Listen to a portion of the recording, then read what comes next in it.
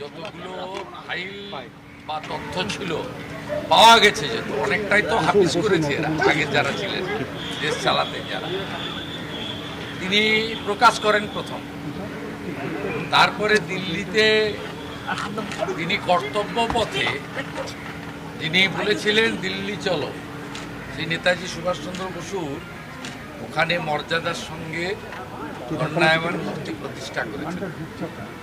অতএব ভারতীয় জনতা পার্টির প্রত্যেকটি কর্মী তাদের কাছে প্রাতঃস্মরণীয় বন্দিত ব্যক্তিত্ব হচ্ছে যার জন্য স্বাধীনতা পেয়েছি, সেই নেতাজি সুভাষচন্দ্র বসু।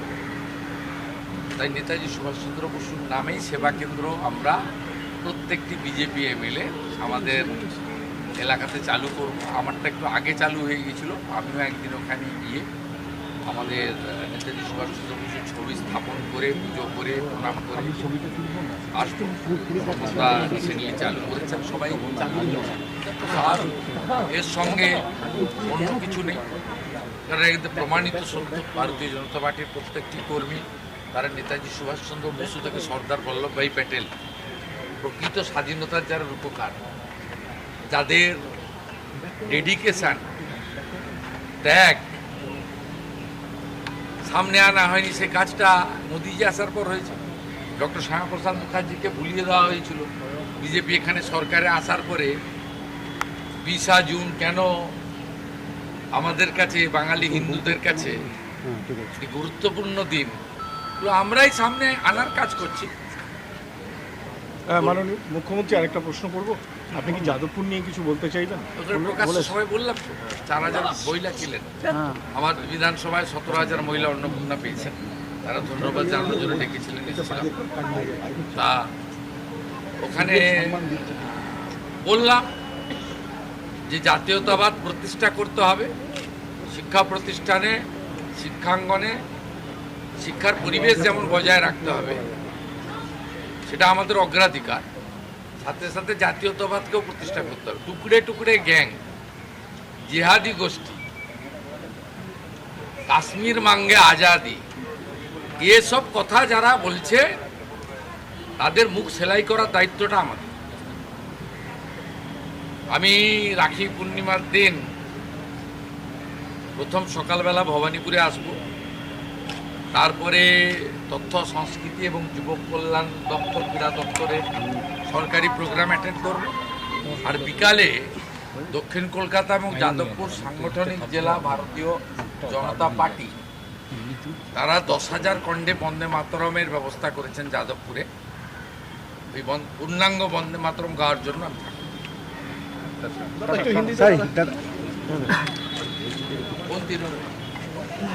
তিনটে চারটে বলটা ভাই না, তিনটে না, তিনটে চারটে কোনটা ভাই গোষ্ঠী না কোনটা দেবাশিস কুমারের গোষ্ঠী না কুমার সাহা? কালীঘাট কেন? কালীঘাটে তো মা থাকে। আপনি বলুন যে পিসি ভাইপোর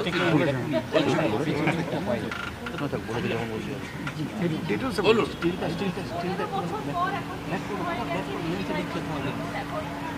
না হয়নি নিশ্চয়, আরো অনেক কিছু বাকি আছে, অনেক কিছু বাকি আছে, কয়েক মাসের মধ্যে সেটা দেখতে পাবো। আমি রাজ্যের মুখ্যমন্ত্রী হয়েছি, পুলিশ মন্ত্রী হয়েছি, আরো কাজ বাকি আছে। 106 দিনে কি সব কাজ করা যায়নি? যে যা লুট করেছে দুজন মিলে, পিসি আর ভাইপো, এর হিসাব তো হবে, হিসাব তো হয়নি তো, সবে যোগ বিয়োগ হচ্ছে। শ্বেতপত্র প্রকাশ করবে তখন দ্বারা, শ্বেতপত্র ঢোকার পরে চার্জশিটেড হবে, চার্জশিটেড পরে তো অনেক কিছু হবে, এখনো দেখা বাকি আছে। মাননীয় মুখ্যমন্ত্রী, নেতাজি সুভাষচন্দ্র বসুর সেবা কেন্দ্র, 70,000 মহিলা আপনার কেন্দ্রে, 70,000 মহিলা আপনার কেন্দ্রে অন্নপূর্ণা, 17,000 অ্যাকাউন্টে ঢুকে গেছে, 2,000 এর প্রসেসে আছে। অনেকে এখনো পাচ্ছেন না, এই নিয়ে অনেক বিভ্রান্ত। আবেদন করবেন, পেয়ে যাবেন। জুনে 28 লাখ পেয়েছিলেন, জুলাইতে 1,19,00,000 পেয়েছেন, আগস্টে 1,45,00,000 লোককে দিয়েছে। প্রসেস আছে, করবেন, তো তাড়াহুড়া কি আছে? সবাই পাবেন? যারা পাওয়ার যোগ্য যোগ্য। তারা পাবেন। সরকারি কর্মচারী আপনি কেন পাবেন? আপনাকে তো 20% দিয়ে আপনার অধিকার। আমরা তো অক্টোবর মাসের বেতন নিয়ে দেবো, পে কমিশন করে দিচ্ছি। আমরা ধীরে ধীরে কেন্দ্র রাজ্য তফাৎ মিটিয়ে দেব। আপনাকেও অর্থনৈতিক প্রোটেকশন দেবো। অর্থনৈতিক প্রোটেকশন তো সকলকে দেব। অবসরপ্রাপ্ত সাংবাদিকদেরও মমতা ব্যানার্জি 2000 টাকা করে না কি দিত পেনশন, ওটা চালু। ওটা আমরা 5000 টাকা করে পেনশন দেব। 1 সেপ্টেম্বর থেকে তার হয়ে যায়। বাজেটে অর্থমন্ত্রী ঘোষণা করেছেন। ওটাও সামান্য অর্থ। আমরা প্রত্যেকটি জায়গা দেখছি। চাকরির দিগন্ত শুরু হবে, ওবিসির জন্য আটকে ছিল। সেপ্টেম্বর মাস থেকে দেখবেন যত নিরপেক্ষ লোকদের, রামকৃষ্ণ মিশনের মহারাজরা এসএসসির মেম্বার হয়েছে, এগুলো কখনো কি ভাবতে পেরেছিলেন নি? রামকৃষ্ণ মিশনের শিক্ষা প্রতিষ্ঠানের মহারাজরা, IIM এর প্রফেসর, তারা এসএসসি চালাবেন।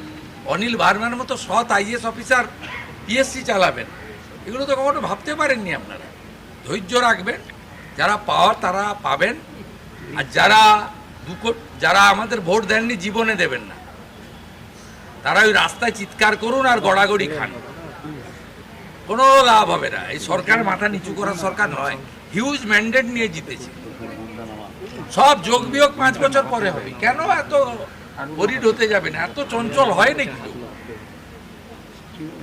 208টা MLA জিতেছে, একটা আমি ছেড়েছি বলে 207।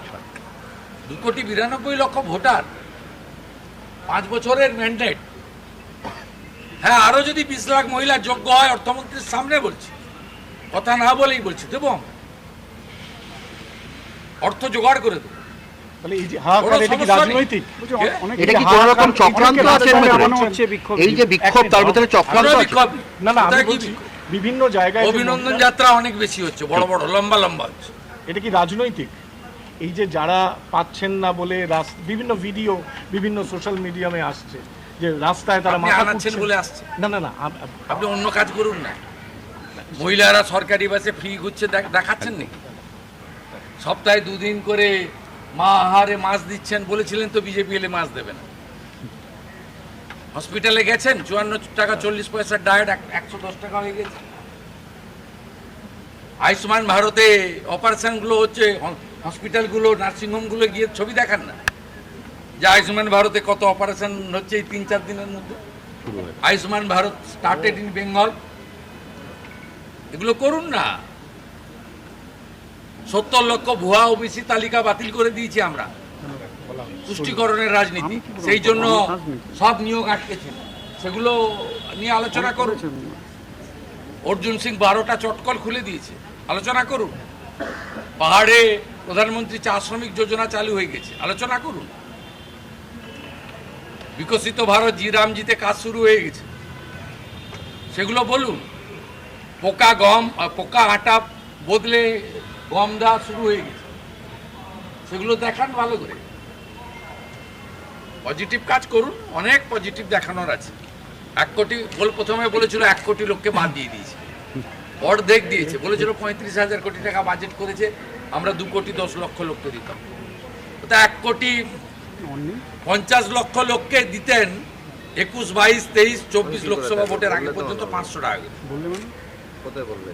তার মধ্যে পুরুষ ছিল 3 লক্ষ। পুরুষরা লক্ষ্মীর ভান্ডার পাওয়ার যোগ্য। অর্থাৎ আপনাদের এগুলো নিয়ে বিচলিত হওয়ার কোনো কারণে ঠিক লাইনে আছে না, এগুলো দেখানো হয়েছে আমাদের স্টোরি ভাবে।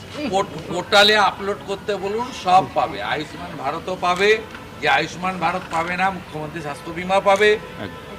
যার চাকরি দরকার সে চাকরিও পাবে, এবং পরীক্ষা দিয়ে তাকে চাকরি নিতে হবে, মেধাতে চাকরি হবে। যেখানে শিল্প দরকার, শিল্প আসবে, সেখানেও কর্মসংস্থান হবে। অপেক্ষা করুন, দেখতে থাকুন। ট্রাকের পিছনে লেখা থাকে, ওটাই তৃণমূল এবং CPM এর ক্ষেত্রে প্রযোজ্য। দেখবি আর জ্বলবি লুচির মতো।